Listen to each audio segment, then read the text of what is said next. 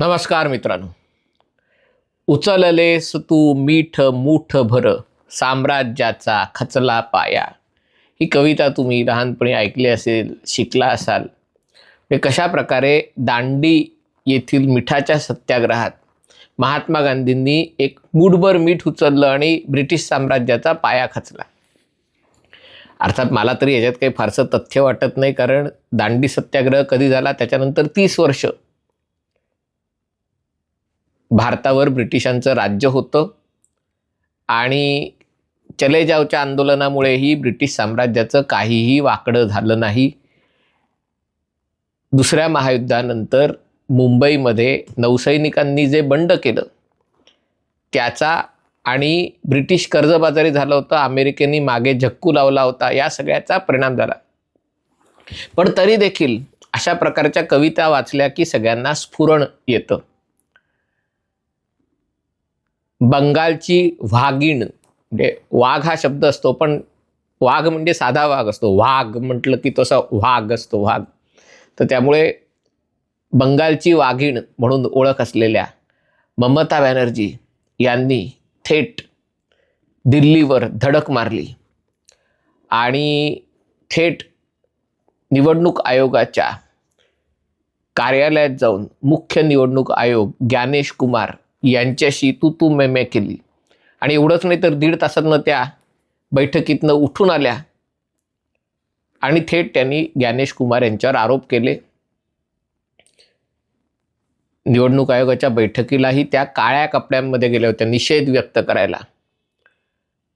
आणि त्यामुळे ठाकरे तक, तिथून पुढे पवार तक झालेलं मराठी यूट्यूब चॅनल ममता तक झालं आणि ममता बॅनर्जींची कवनं गाऊ लागलं. तीच गोष्ट बाकीच्याही कदम कदम बढायजा वगैरे अशा सगळ्या यूट्यूब चॅनलनी पण केली. ममता ममता, काय काय दम आहे, काय जिगर आहे.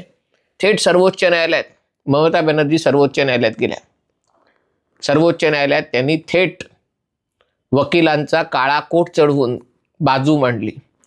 त्यावरून मला आपल्या पहिल्या पंतप्रधान चाचा पंडित जवाहरलाल नेहरूंची आठवण झाली.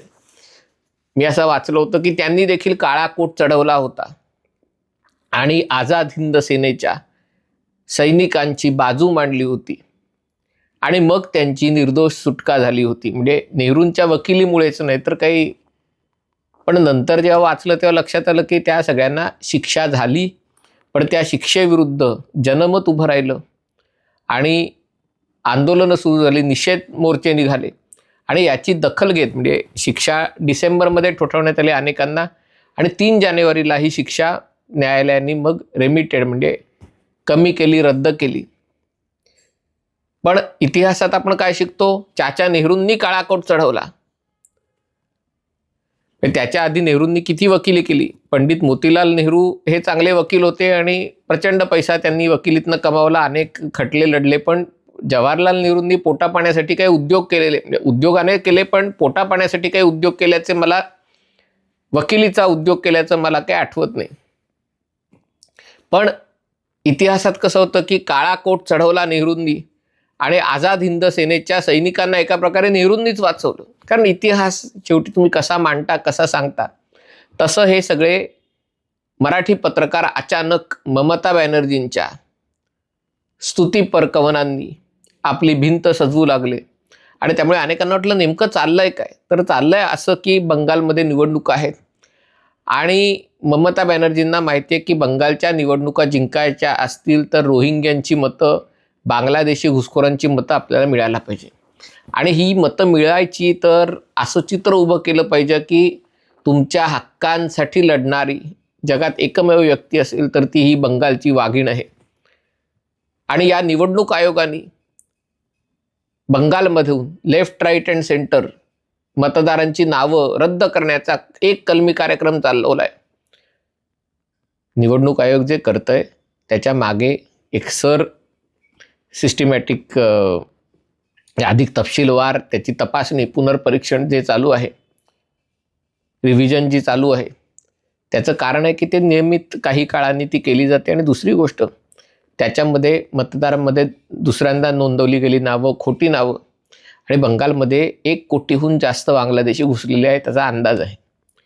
आणि बाकीच्या इतर राज्यांपेक्षा बंगालमध्ये परिस्थिती अशी आहे की हे जे सगळे मतदार याद्या आहेत तिथे 4 मुलं असलेले काही लाख लोक आहेत, 5 मुलं असलेले काही हजार लोक आहेत, 6 मुलं असलेली कुटुंब आहेत, 7 मुलं असलेली कुटुंब आहेत, 10 मुलं असलेली कुटुंब आहेत, 20 मुलं असलेली कुटुंब आहेत, 50 मुलं असलेली कुटुंब आहेत आणि 350 मुलं असलेली ही कुटुंब आहेत. म्हणजे नवरा बायकोला 350 मुलं, किती वर्ष आयुष्य असणार किंवा एका पुरुषाच्या किती बायका असणार की प्रत्येक बाईने दरवर्षी मूल जन्माला घातलं तर. याचं कारण यातली अनेक मुलं ही बांगलादेशी घुसखोर आहेत आणि त्यांना बंगाल सरकारने पद्धतशीरपणे हेराफेरी करून परिपत्रक सर्टिफिकेट्स वाटलेली आहेत आणि त्यामुळे या सगळ्याची सिस्टमॅटिक रिव्हिजन करणं आवश्यक आहे. त्याच्यासाठी बंगाल सरकार पुरेसे कर्मचारी उपलब्ध करून देत नाहीत आणि त्यामुळे मग निवडणूक आयोगाने ठरवलं की यांच्यासाठी एक बाहेरच्या राज्यातनं त्याच्या ऑब्झर्वर्स म्हणून पाठवायचे, कारण सर करायला प्रक्रिया आहे आणि जे सरकारी कर्मचारी आहेत त्यांना तिथे जाऊन संभाव्य बांगलादेशी घुसखोरांकडनं सगळी तपशीलवार माहिती काढणं याच्यात त्यांच्या जीवालाही धोका आहे. आणि त्यामुळे ममता बॅनर्जींचं असं म्हणणं आहे की हे सर अस्तित्वातच कशाला आलं, 2 वर्षात करायची गोष्ट तुम्ही 3 महिने का करतायत, लोकांचं आधार काढणे वगैरे. आणि मग निवडणूक आयोगात जाऊन तिथे तमाशा केल्यावर त्या दुसऱ्या दिवशी 2 दिवसांनी काल म्हणजे सर्वोच्च न्यायालयात गेल्या. सर्वोच्च न्यायालयात हा खटला चालू आहे. बंगाल सरकार सर्वोच्च न्यायालयात आहे. न्यायालयाने बाजू ऐकून घेतलेली आहे. निकाल प्रलंबित आहे. म्हणजे काही करण्यासारखं काही नाही आहे. ममता बॅनर्जींच्याच सरकारच्या वकिलांनी बाजू मांडून खटला कामकाज पूर्ण झालेलं आहे आणि तरी देखील ममता बॅनर्जी न्यायालयात गेल्या. लगेच ही मराठी माध्यमं, हिंदी माध्यमं, बघा हिंमत असावी तर ममता बॅनर्जींसारखी. शरद पवारांच्यात कुठे हिंमत आहे?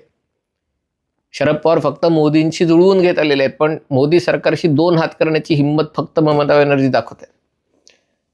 आणि त्यामुळे सर्वोच्च न्यायालयात त्या गेल्या 20 मिनिटं त्यांना बोलायला न मिळाल्यानंतर त्या अस्वस्थ झाल्या की मी एका राज्याची मुख्यमंत्री आणि ममता बॅनर्जी या शिक्षणाने वकील आहेत आणि तुमची बाजू मांडायला तुम्ही वकील असण्याची गरज नाही, पण त्या वकील आहेत आणि 2003 सालापूर्वी त्या वकिली करत होत्या असं वाचनात आलंय.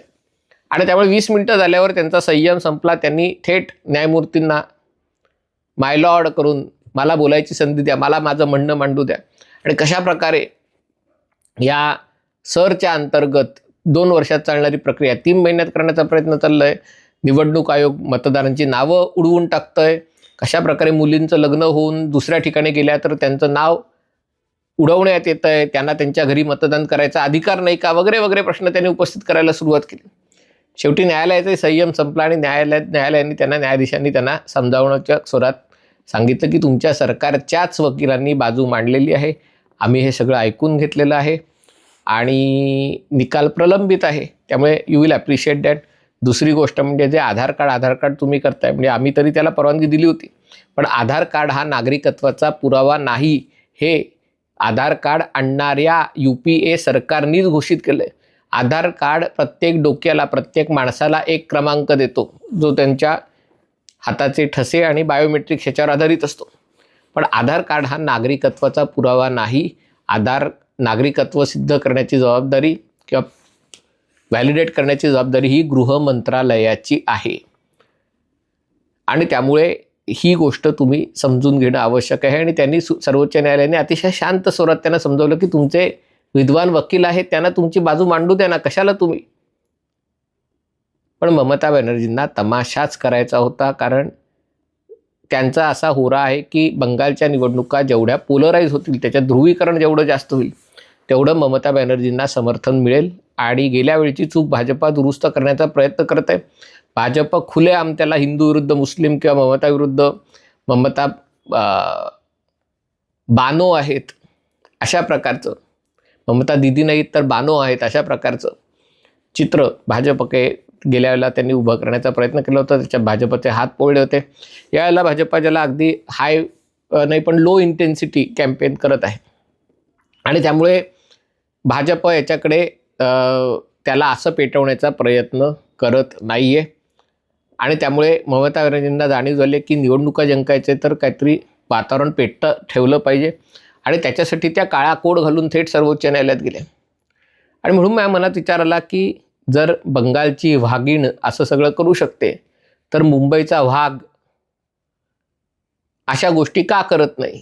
उगाच काहीतरी नगरसेवक 65 नगरसेवक असताना महापौर पदासाठी उमेदवार द्यायचा आणि आपण काय मोठा लढा लढतोय वगैरे असा दावा करायचा.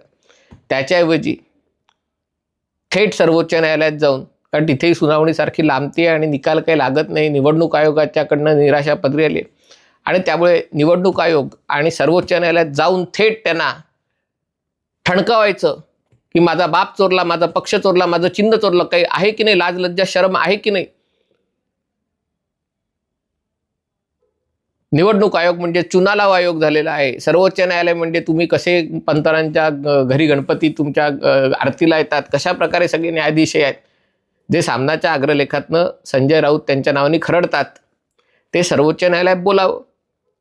ममता बॅनर्जींनी जशी हिंमत दाखवली तशी हिंमत बंगालच्या वाघिणींनी जी हिंमत दाखवली ती महाराष्ट्राच्या वाघांनी हिंमत दाखावी.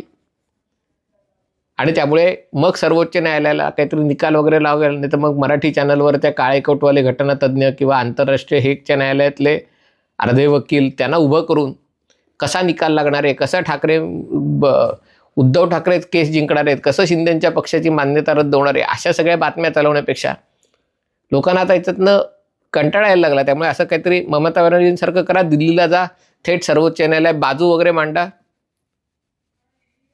आणि त्यामुळे असं काही झालं तर मग कदाचित महाराष्ट्राच्या राजकारणात काही ती रंगत येऊ शकेल. पण या बाबतीत ममता बॅनर्जींना मानलं पाहिजे की त्या डेअरिंग करताना कोणाची पर्वा न करता डेअरिंग करतात. इथे सगळं जपून जपून सांभाळून सगळं डेअरिंग असतं.